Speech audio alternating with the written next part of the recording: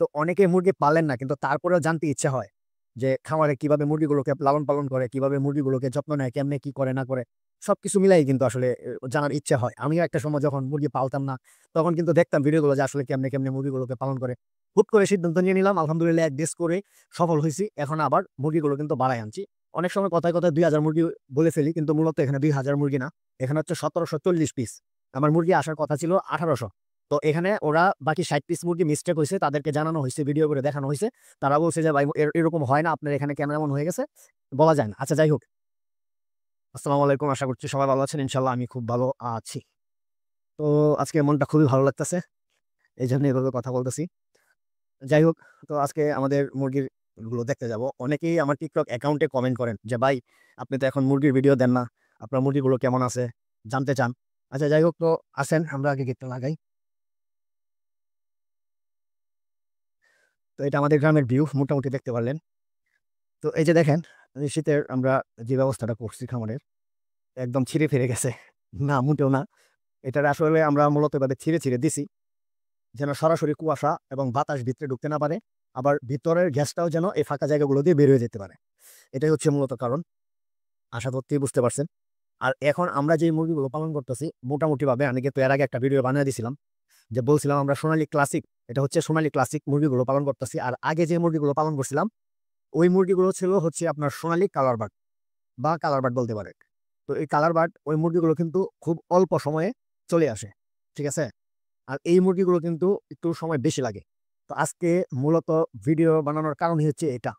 তো অনেকে মুরগি পালেন না, কিন্তু তারপরেও জানতে ইচ্ছে হয় যে খামারে কিভাবে মুরগিগুলোকে লালন পালন করে, কিভাবে মুরগিগুলোকে যত্ন নেয়, কেমনে কি করে না করে সবকিছু মিলাই কিন্তু আসলে জানার ইচ্ছে হয়। আমিও একটা সময় যখন মুরগি পালতাম না, তখন কিন্তু দেখতাম ভিডিওগুলো যে আসলে কেমনে কেমনে মুরগিগুলোকে পালন করে। হুট করে সিদ্ধান্ত নিয়ে নিলাম, আলহামদুলিল্লাহ এক দেশ করে সফল হয়েছি। এখন আবার মুরগিগুলো কিন্তু বাড়াই আনছি।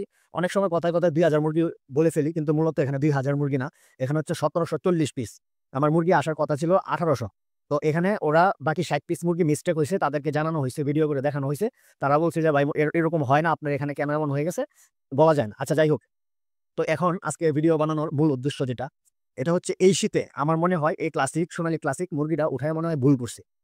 কারণ এই সোনালী ক্লাসিক এই মুরগিগুলো প্রায় আপনার 60 দিন লাগে, ঠিক আছে। আর আগে যে কালার বাট মুরগিগুলোকে পালছি, এটা হচ্ছে 45 দিনের একটা বেশ।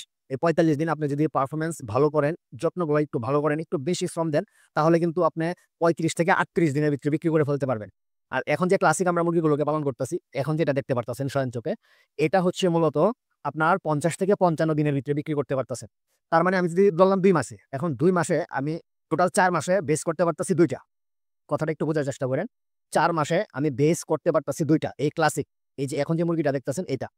আর কালার বার্ড যদি আমি করতাম, তাহলে আমি যদি আমি যেহেতু আগের মুরগিগুলো বিক্রি করছিলাম 36 দিনের মাথায়, তাহলে আমি 35 দিন করে ধরলাম। এখন 35, 35, 70 আর হইতাছে আপনার 30, 105 দিন। 105 দিনের ভিতরে মানে বেস করতে পারতাম তিনটা, ঠিক আছে। এখন কিন্তু অলরেডি এটা আজকে 23 দিন, আজকে 23 দিনের মাথায় এই মুরগি কেবল 250 গ্রাম ওজন হয়েছে, ঠিক আছে। 250 গ্রাম ওজন হয়েছে। আর আমার খাবারের বাচ্চা, পানির বাচ্চা কিন্তু আলহামদুলিল্লাহ কোনো দিক দিয়ে কম নাই। তো এটা আমি মনে হয় ভুল করছি, আমার ওই কালার বার্ড মুরগিটাই আমার মনে হয় যে সঠিক হইতো।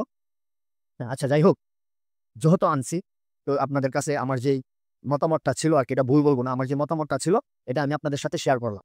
আরেকটা জিনিস দেখেন, আমরা কিন্তু এই যে এখানে কিছু তুষ রাখছি, তুষটা কিন্তু একদম সরাই দিই নাই। আগে যে ময়লা তুষটা আসলো ওই তুষটা ফালাই আবার নতুন করে অল্প কিছু তুষ দিয়ে রাখছি। যেহেতু আমরা বালুর উপরে বেস করবো, পুরাটা জুড়ে যদি তুষ দিতাম তাহলে মোটামুটি ভালো টাকার তুষ লাগতো। তা আমরা এখানে অল্প কিছু পাতলা করে নিচে একটা পট বিছায়া, নিচে একটা পট বিছায়া তারপরে হালকা কিছু তুষ দিয়ে রাখছি, ঠিক আছে। আর এখন এই যে আমার ছেলে চলে আসে আলিফ, ওর জন্য দোয়া করবেন। ওরে মাদ্রাসা ভর্তি করে দিয়েছি, ইনশাল্লাহ দোয়া করবেন। জানি না কার দোয়া কাজে লাগে, ও যেন আহ, সুন্দরভাবে পড়াশোনা করতে পারে। আবু একটা সালাম দেও সবাই রে। হ্যাঁ, হ্যাঁ, ওয়ালাইকুম আসসালাম। না আচ্ছা যাই হোক, তো এই যে অল্প কিছু এটার উপরে আমরা নিচে একটা পট বিছাইছি, বালুটার উপরে পট বিছানোর পরে আমরা একটু তুষ দিয়ে দিছি।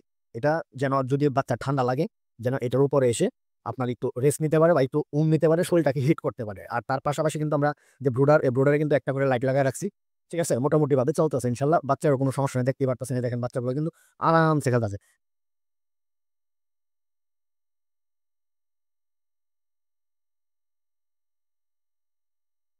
দেখতে পারলেন বাচ্চাগুলো কিন্তু আলহামদুলিল্লাহ অনেক ভালো আছে, দোয়া করবেন। আর অবশ্যই দোয়া করবেন। যদি আরো কিছু জানার ইচ্ছা হয় কমেন্ট করবেন। অবশ্যই আপনাদেরকে আমি জানাতে ভুলব না। সবকিছুই জানানোর চেষ্টা করব। তো যারা টিকটকে কমেন্ট করছিলেন তাদেরকে অসংখ্য ধন্যবাদ। তাদেরকে অসংখ্য ধন্যবাদ। আসসালামু আলাইকুম। ভালো থাকবেন, সুস্থ থাকবেন।